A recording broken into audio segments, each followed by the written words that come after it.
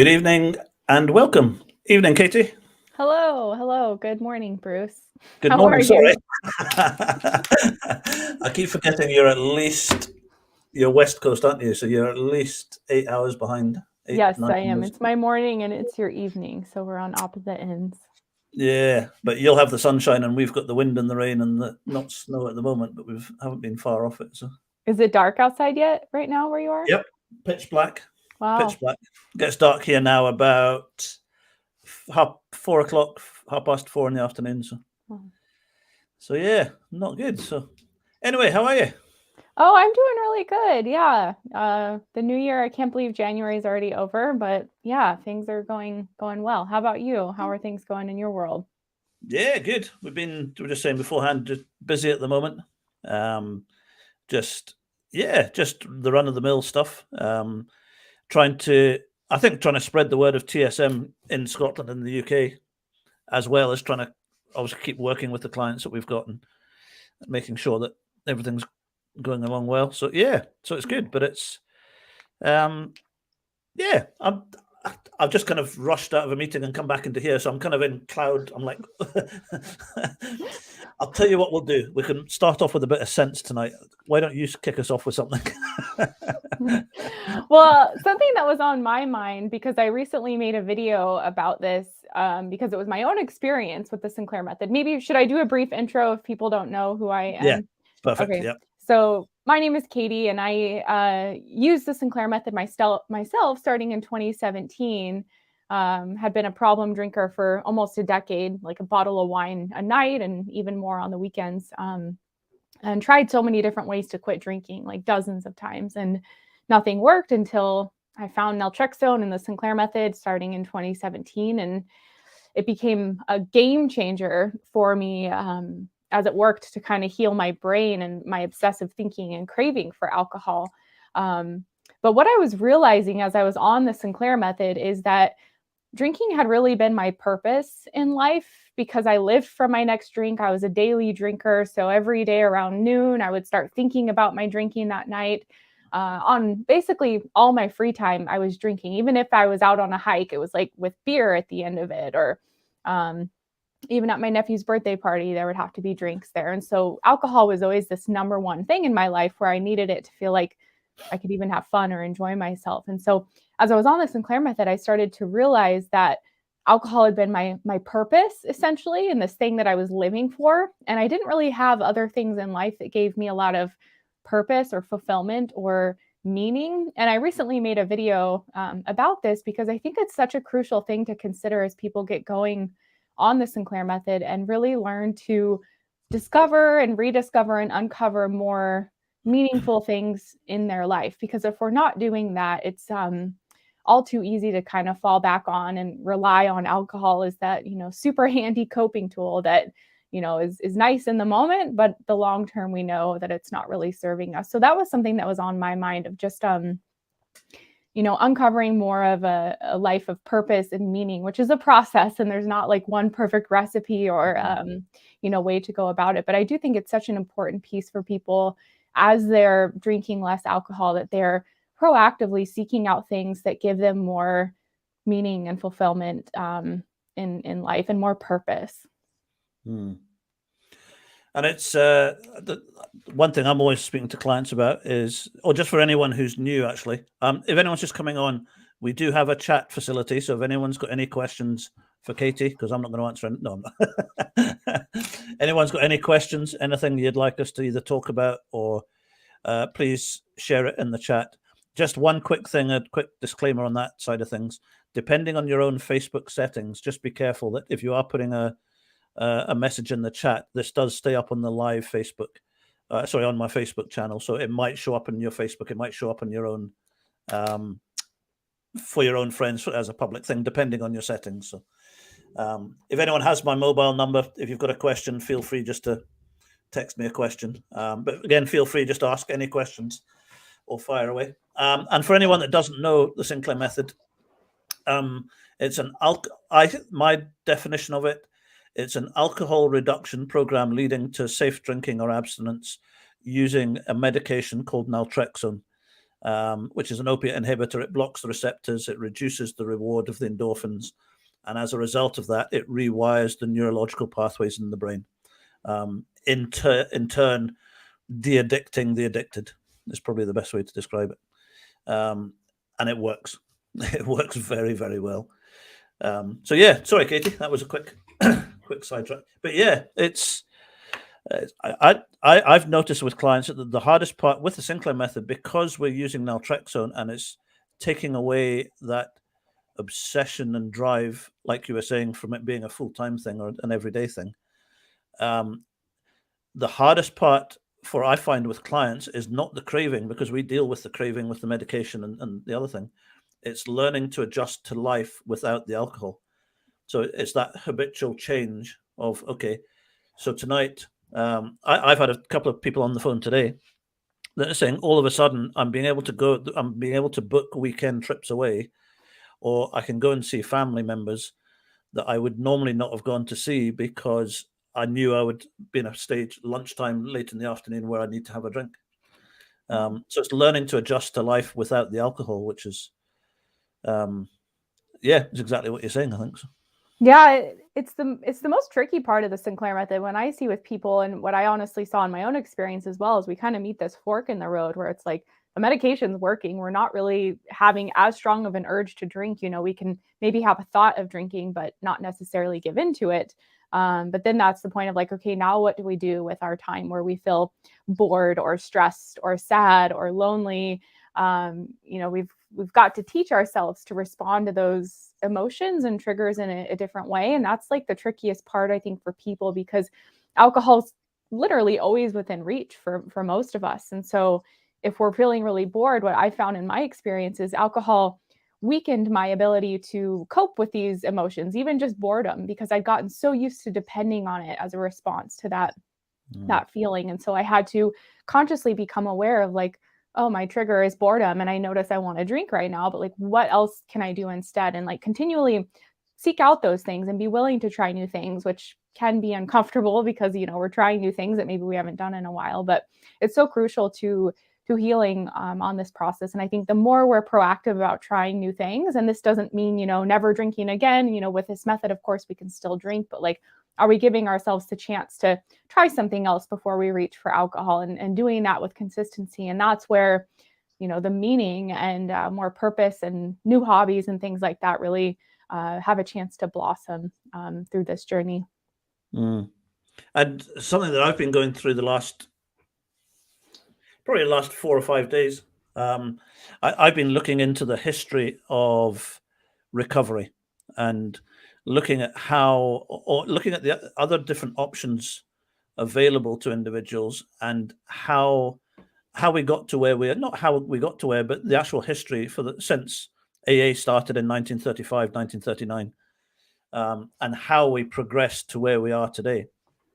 And I've got to make a very quick disclaimer here that Katie and I as well, all we're interested in is people recovering, or people getting to the point where they have overcome their alcohol dependency or alcohol use disorder. That's all we're interested in. And whatever program works for an individual, it works, and we'll support anything. But it's what the thing that's going around in my head the last few days is it's time for change. That doesn't mean that we get rid of the other processes. It doesn't mean that the other processes aren't any good. But it's interesting. I was speaking to a gentleman yesterday. I don't want to mention his name live on here because I didn't ask his permission. But a lot of the abstinence-based programs from the professionals that I've spoken to in the UK have been telling me that the success rate is somewhere between 6 and 8%. And I was speaking to a gentleman yesterday, and I said the success rate is somewhere between 6 and 8%. And he just turned around to me straight away without even thinking. He said, "That's not success." That's so true. The failure rate is 95%. And it suddenly dawned on me that if we went to our doctor with a medical issue or a situation that we're really, really struggling with, and we were told, well, listen, we can help you, but there's only a 6% success rate, it wouldn't really give us a lot of faith in the whole process. Yeah. And I've got to be careful how I don't have to be careful how I say this. I'm just going to say it as it is. The last 100 odd years, 80, 90 years, is the model of abstinence has been absolutely fantastic until, I believe, in the last sort of 20 years, where medicine, science, clinical trials has all moved forward. And we're now in a position where we can drastically increase the success rates. We have support, we have emotional, psychological support, but we've now realized through neuroscience it's a neurological condition. It's not a moral failing. It's not just abstinence doesn't solve the whole thing because it doesn't deal with the neurological condition. So what's going around in my head is that it's time for change. We need to move forward. The whole of the recovery model that we have today is it started with AA many years ago, and they did an amazing job when they started and still do to this day.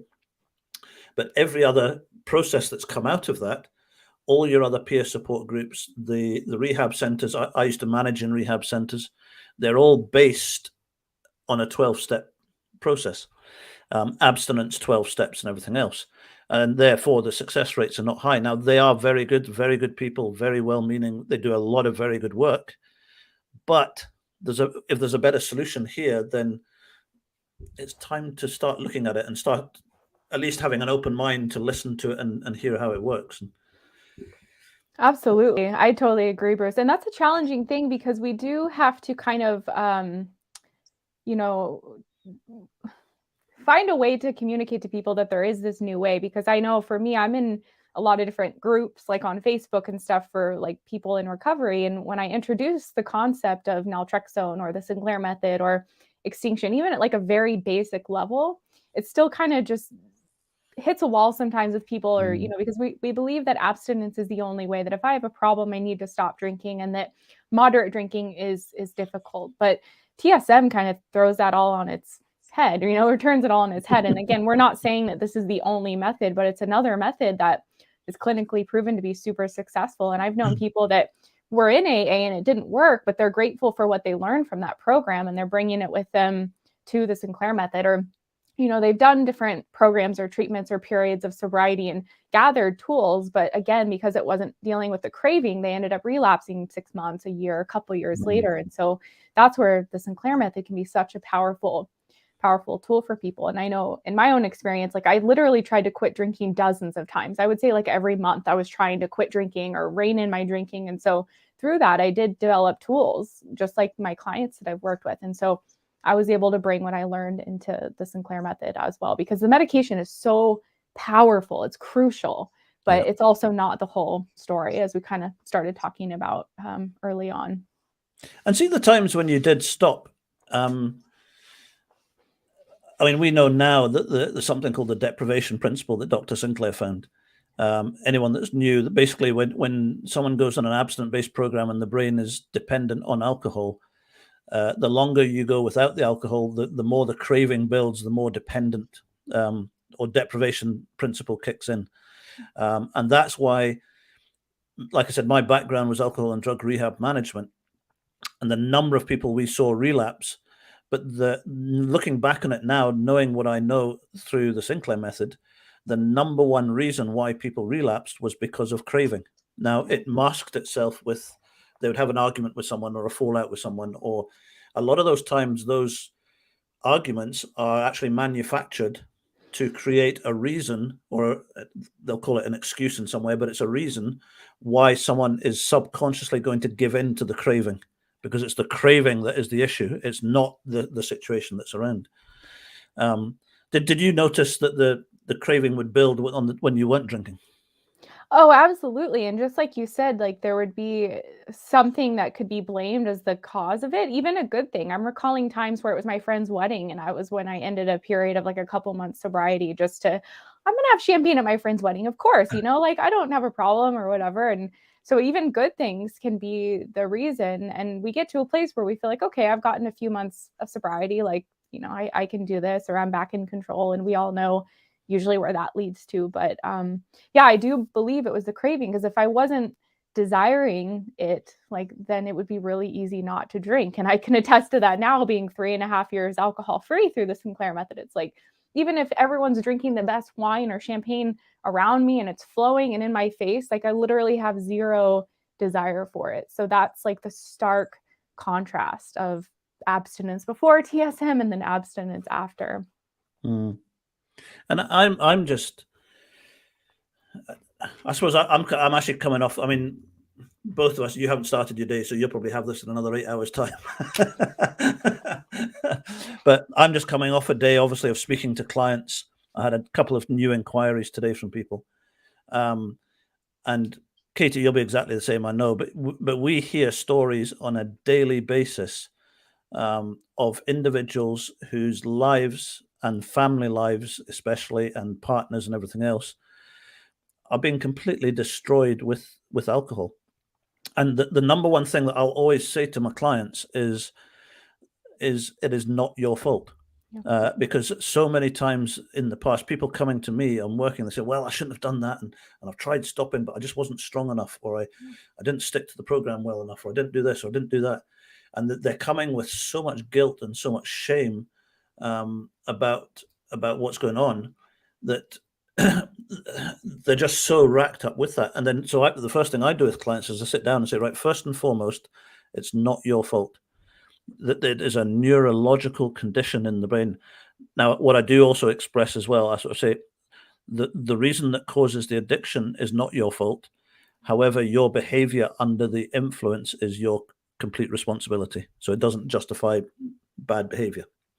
But then when people understand that it's a neurological condition and it's not their fault, then we can then, I'm not going to go into details just now in case the lady will ever listens to this, but it was heartbreaking. It was just absolute heartbreaking that they've tried going into rehabs a number of times. It hasn't worked. They've tried different programs. It hasn't worked.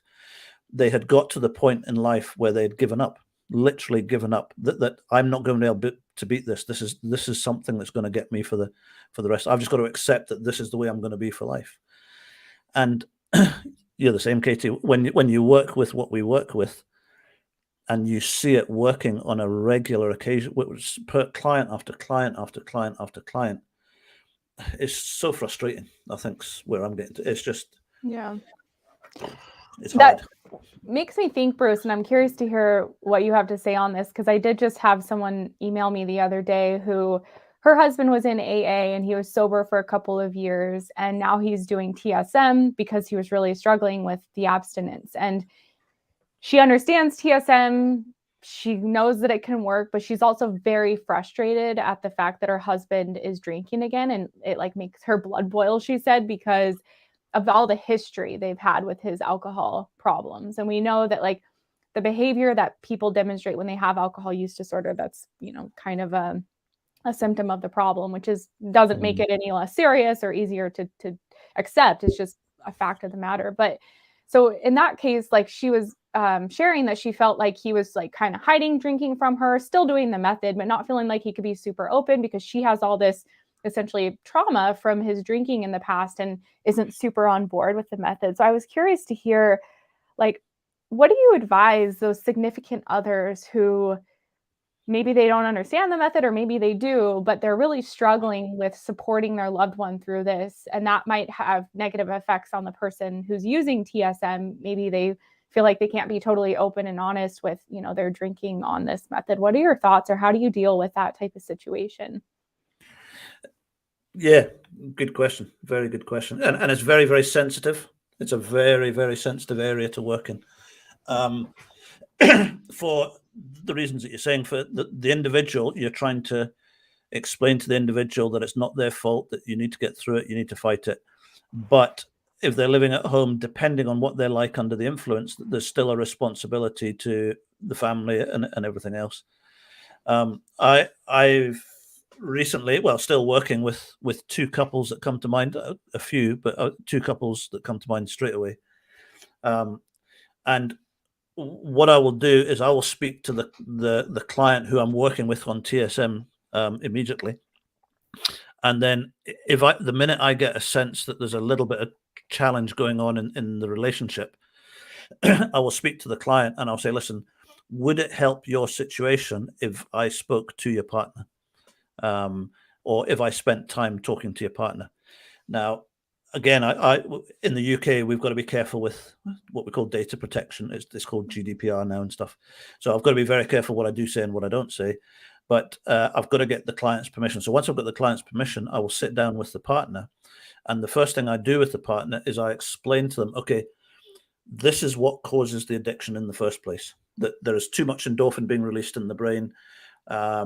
As a result of that becomes addicted to the endorphin, so therefore it's really difficult to stop. And I explain the whole process of addiction and what causes that, so that the partner has an understanding of what is going on, so that they're not thinking, okay, they're just being a bad person, they're just being deliberately awkward or anything else. Then what I'll then do is it depends on people's levels of counseling skills and training. I'm not a marriage counseling I'm not a marriage guidance counselor. And you've got to be quite careful not to get too involved in it.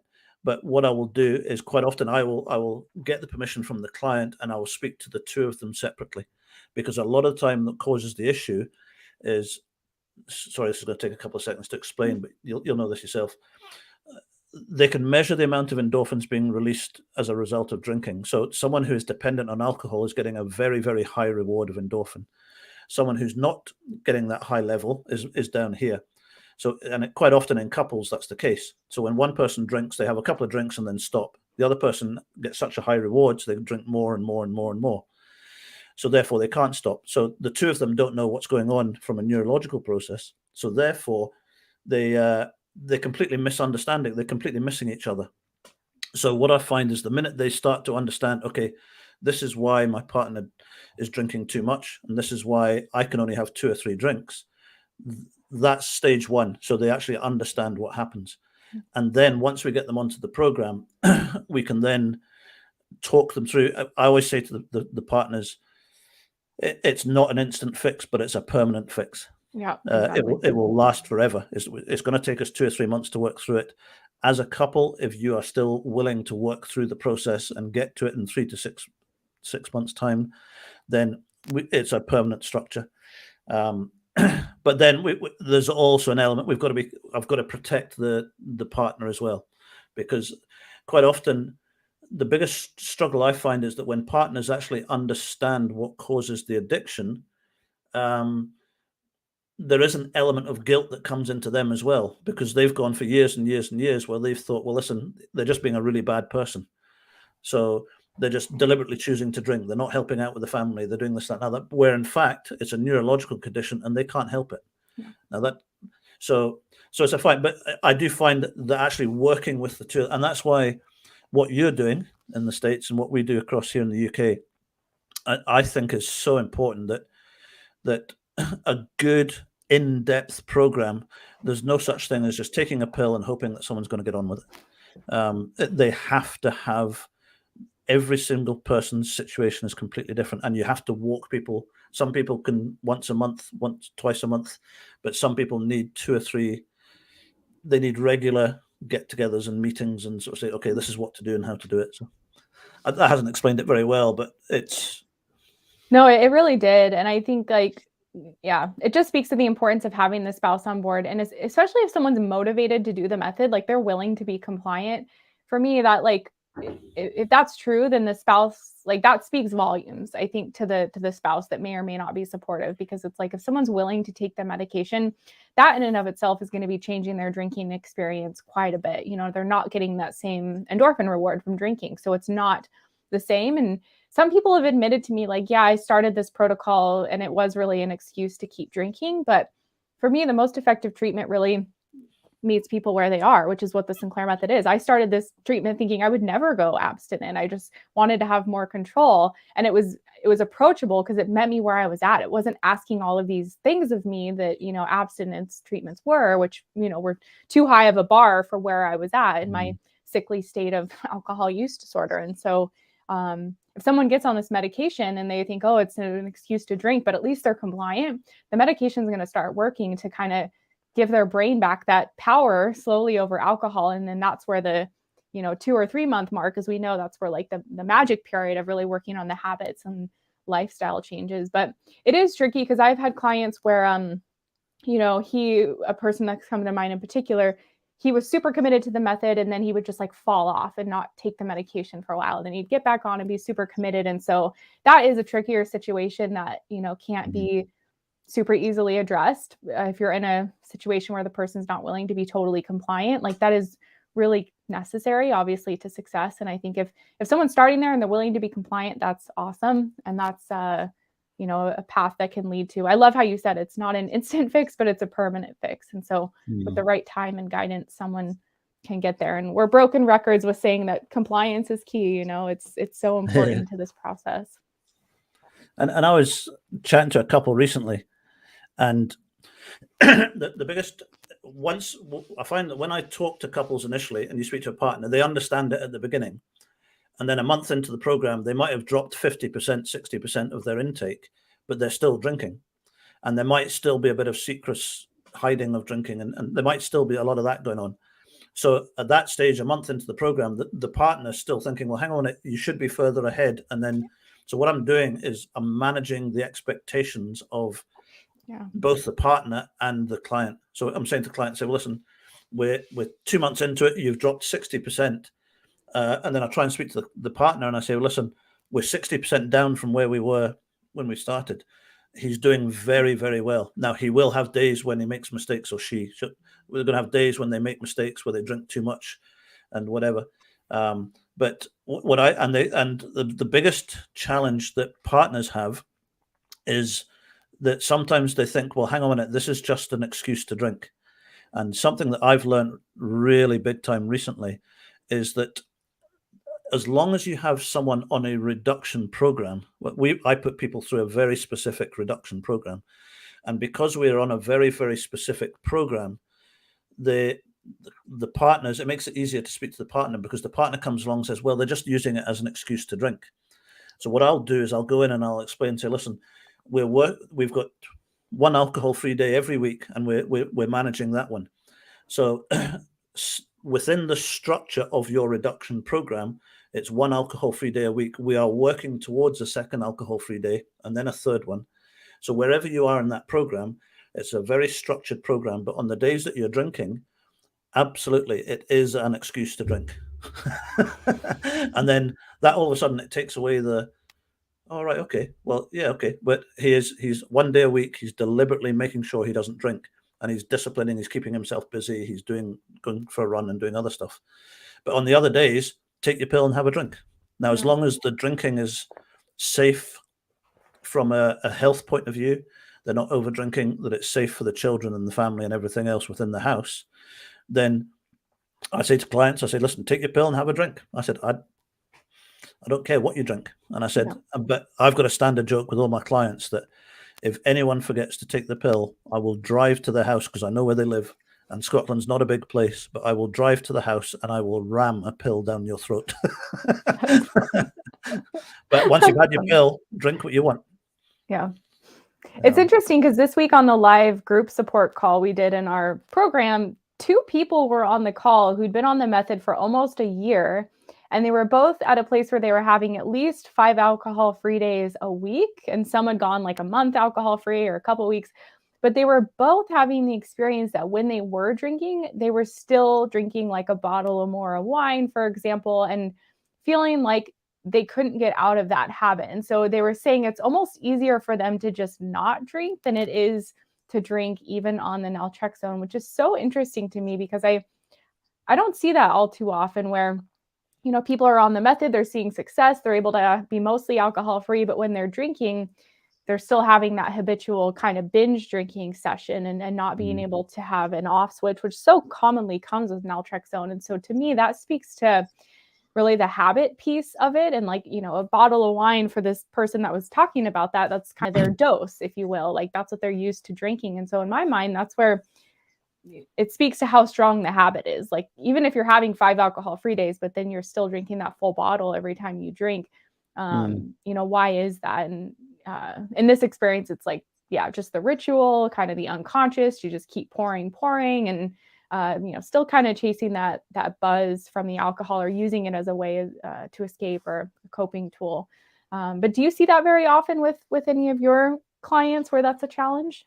Absolutely, and it shows itself in lots of different ways. That whether it's the binge drinking, whether they're sober during the week and then binge drinking at the weekend, or I've got a client who lives on their own and hides drink. Huh. And they live on their own and they're hiding drink because they lived in a household where they couldn't drink. So they were hiding the drink for later on at the night when everyone went to bed. And now they're living on their own. They're still hiding drink, and they're going, why am I doing this, Bruce? Why am I doing this? And I said, without getting too scientific and everything, but I said the neurological pathways in the brain, that the high reward that people are getting from the endorphins is such a high reward that when you take that away from the brain on an abstinence-based program, the brain goes into survival mode. It will do anything to get that. And that means you hide everything. Now, when you do that, each time you do that, you reinforce the behavior. It builds up the pathways in the brain. So you might have been on Sinclair Method for a month or 2 months and be dropping down really well, but you're still breaking down the neurological pathways for the old behavior. So every now and then, it's an emotional or psychological response to something. So she's still hiding. They're still hiding. She's still hiding alcohol in the house.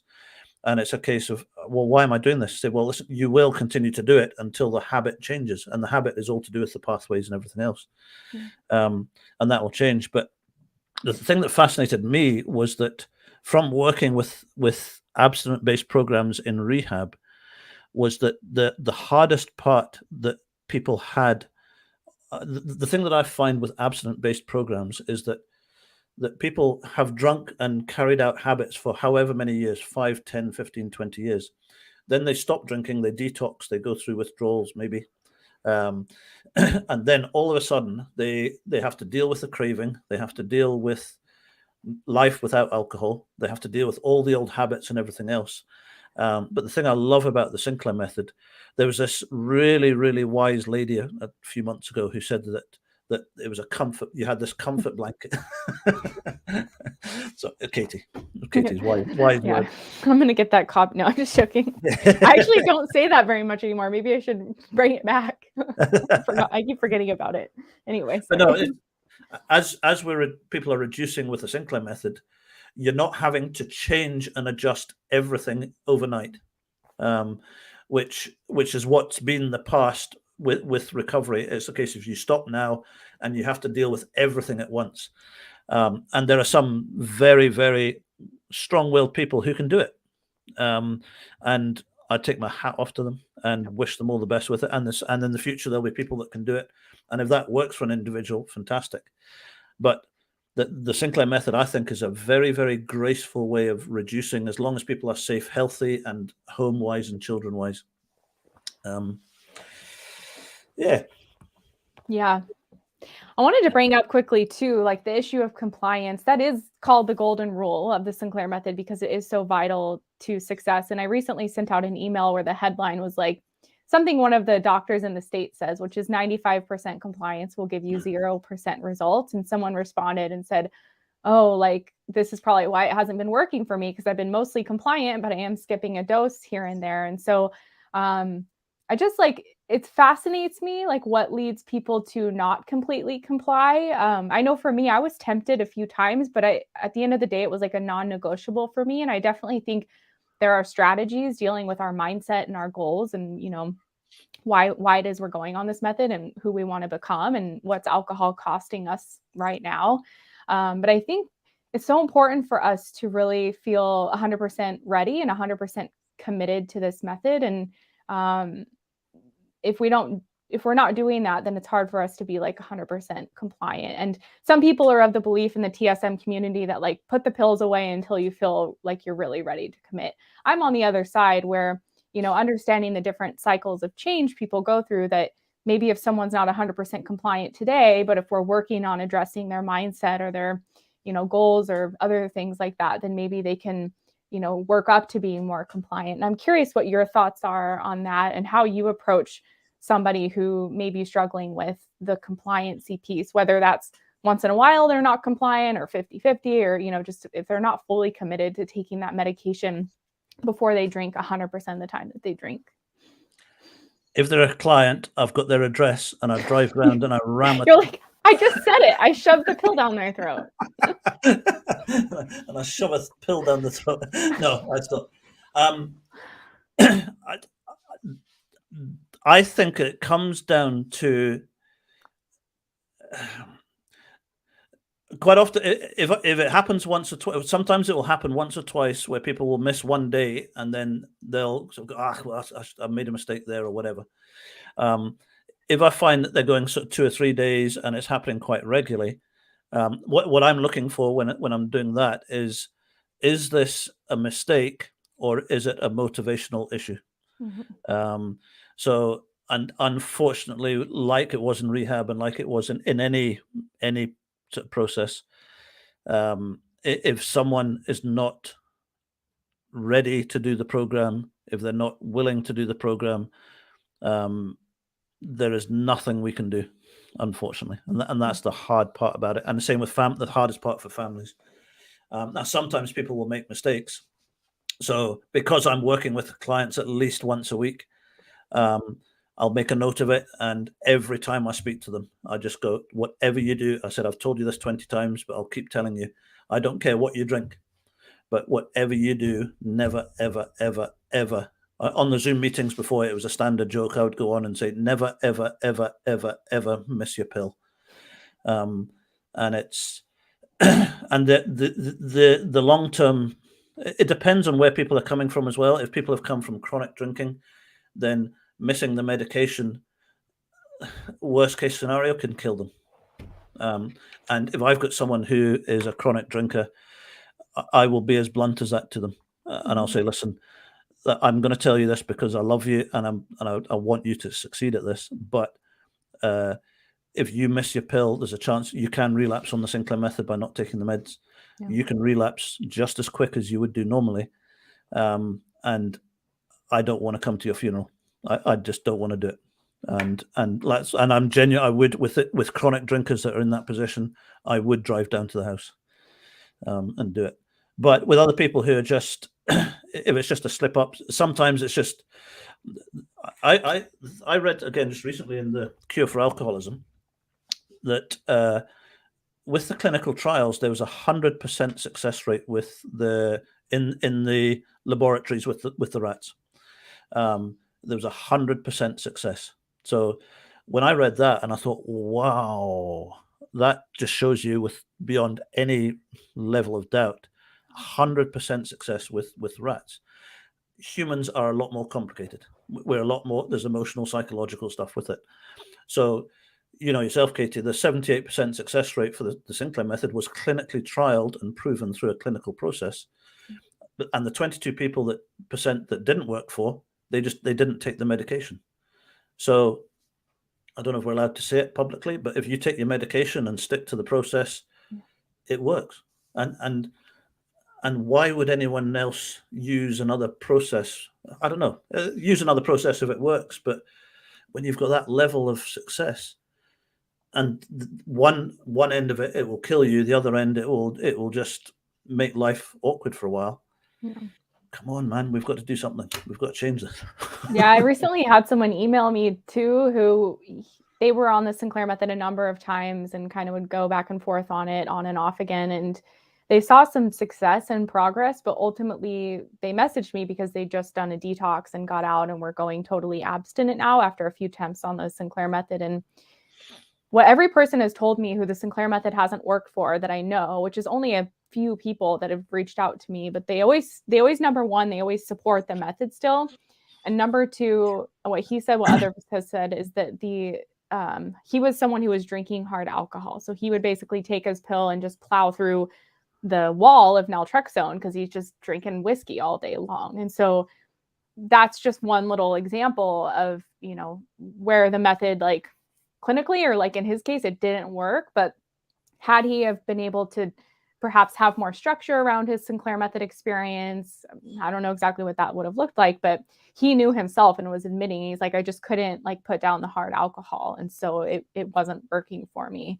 So that was really interesting to see that, because I think, like you said, humans are much more complicated. We have these histories and traumas and relationships with alcohol and patterns that are very ingrained. And for some, perhaps that like abstinence is the best choice, just because they don't have, for whatever reason, the internal discipline or motivation or commitment to put the hard alcohol aside, for example. And, you know, I've met others who are strictly hard alcohol drinkers, but as soon as they get on the medication, they're like, oh, I'm never touching it again. I'm just doing beer or wine because it's not as strong. And they're super, you know, committed to this process. But it is interesting because us humans, you know, we're different animals, so to speak. And I think a lot of the time, the amount of times, and you'll get it, I'm sure you get it all over the place in the States, the amount of times that I have a client, by the time they get to me, they've tried lots of different other programs and methods and other things that haven't worked for whatever reason. It hasn't worked for whatever reason. They get to us, and the one thing I notice is I now do all my assessments through Zoom, because I want to see someone face to face, or try and do them all through Zoom, and I want to, and the lack of hope that I see in people's eyes when you're speaking to them on the Zoom that are just new to the process, because they've tried this program, they've tried dry January, they've tried sober October, they've tried rehab, they've tried this, that, and another, and sometimes that process could have been going on for 10, 15, 20 years. And by this stage, they're getting to, and I'm very aware that I've got to be so careful that I'm not going to make this thing sound like it's so perfect, that it's going to, this is the utopian thing that's going to solve things. But I tell them, I said, the success rate we've got is higher than anything.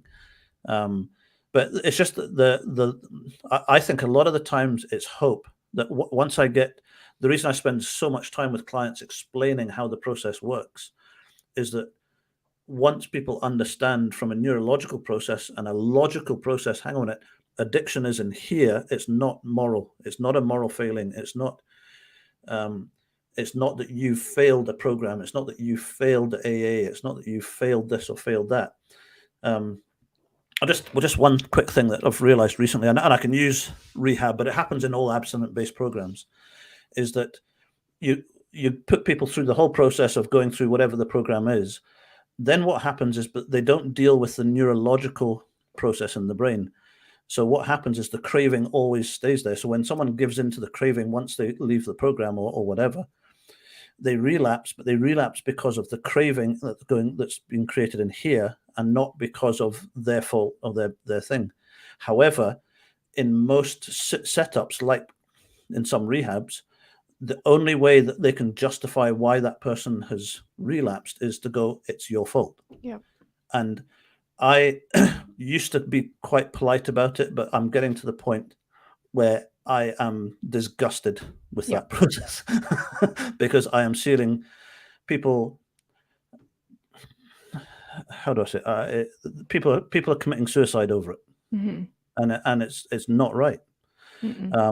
It's not meant badly. It's not coming from any level, but we need to understand that it's a neurological condition, and it can be, the success rate can go through the roof with medication.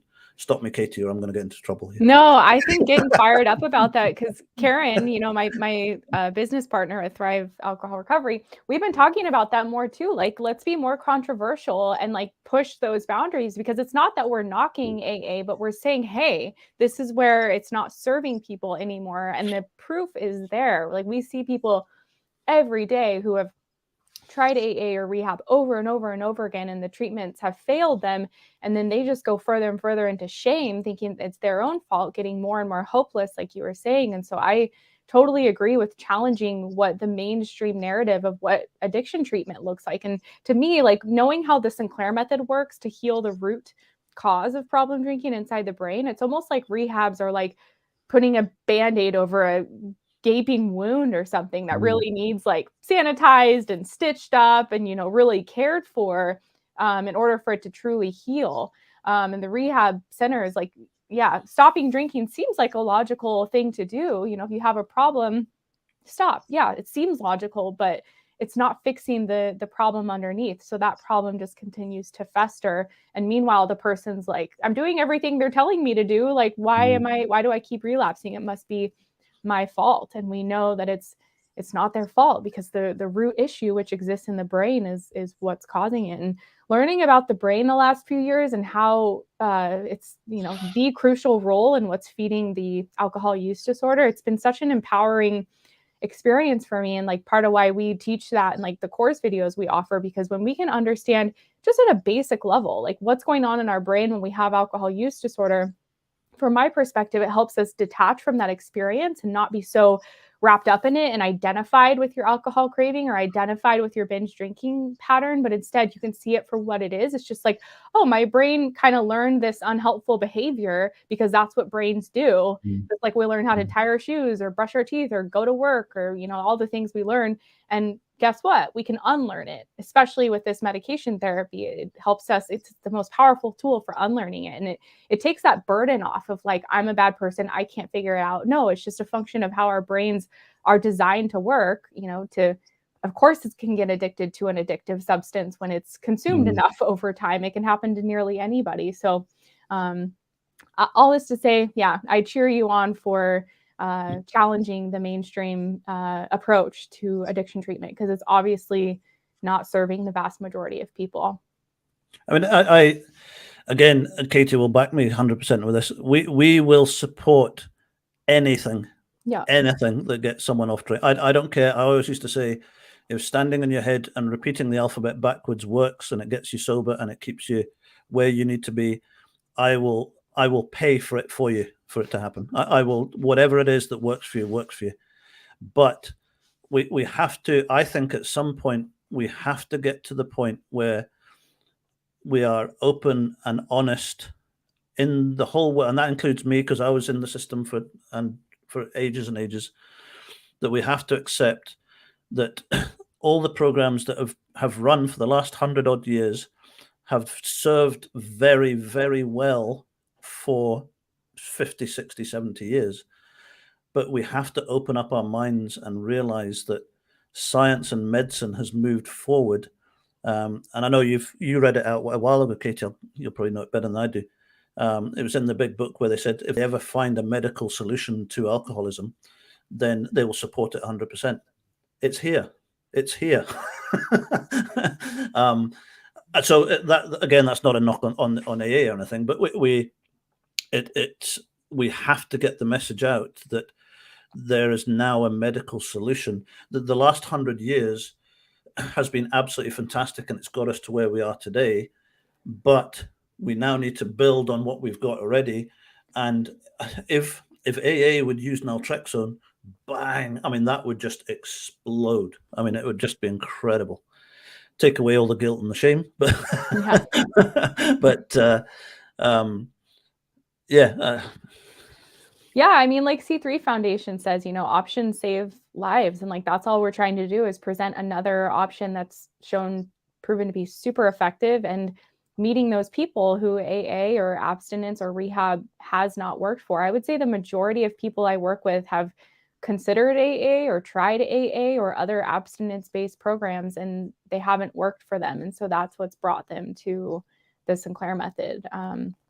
But yeah, anyway, Karen and I always talk about like, well, maybe there's going to be a better medication or a better approach in 5 or 10 years. And like, I can only hope so. That would be so awesome. But right now, in my experience personally and professionally, like this is the best treatment that is out there for the vast majority of people. So that's why I'm such an advocate for it. And I hope other treatments come online. I know there are other medications. I don't know much about them, so I can't speak to them, but I know they exist. I know doctors that use them and have done research with them. And so there's a lot of different tools now available for people. And so, abstinence isn't the only way to go about it anymore. And for some people, that's what they need and that's what works. But there are other options for folks like me who, weren't finding the answer there. And it's like you say, it's options. I mean, I know today I'm not going to mention any names, but I know I've actually got a very, very, and he'll hate me for saying this, but I've got a very, very good friend who's watching us at the moment, who's 14 years sober in AA. and he'll probably kill me for what I've said tonight. But no, he's not actually. He's a very, very wise man. But for people who have been on the program for that period of time, like I said, we support it till we're blue in the face. And just to say, Win was on with us last week, so he was saying hello. So thank you a lot for last week, Win. Really appreciate it. And Jane as well. I call her my little angel from the Highlands of Scotland. Hello, Jane. Hello, Win. and Dave as well. Dave's from New Zealand. So wonderful. So yeah. So it's I'm just I think that the challenge with doing a live at the end of a day is that you come in, or I come in it on the back of a day of working with clients, and it's so. If I've said anything tonight, that we support every model out there, but I have got, over the years of working in abstinent-based programs, for the 6% it works for, 8% it works for, 100%. But within that 95% of people it doesn't work for, we have too many people. I'm just going to be honest. It's killing too many people. I've heard of 3 people who've lost their lives in the last week. Wow. Which is why I'm kind of a bit rattled tonight. And when you work with what Katie and I work with, and you see it, the success after success after success after success, we're not trying to knock everything else. We're just trying to shout as loudly and as clearly as we possibly can. And I just wish we could do it more. So.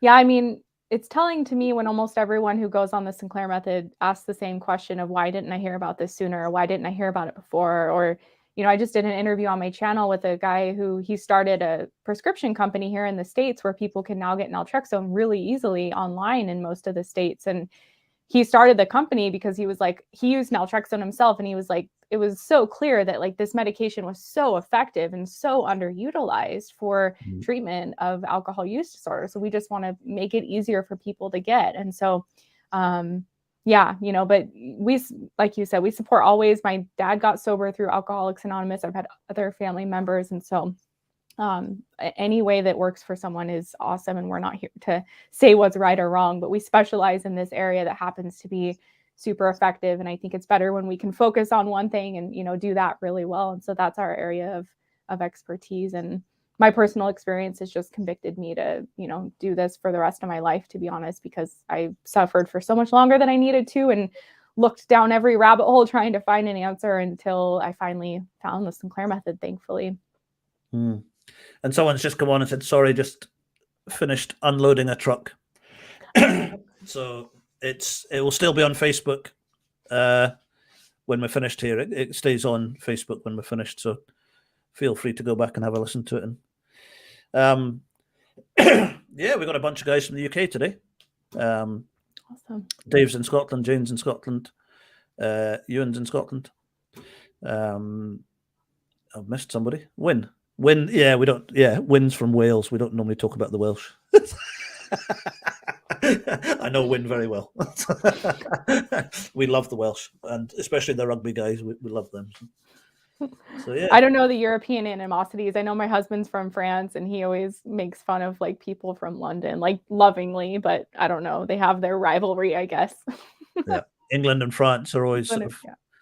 And we always say that the Scottish and the French have a mutual enemy, and that's England. Okay, that's funny. Tongue in cheek, though. We got no. My wife's not English, but she's from England. So. Okay. So, any last? With this hour just seems to fly past. Any last bits of wisdom or anything? I know you're in the middle of starting you've been running a new program across in the States. So.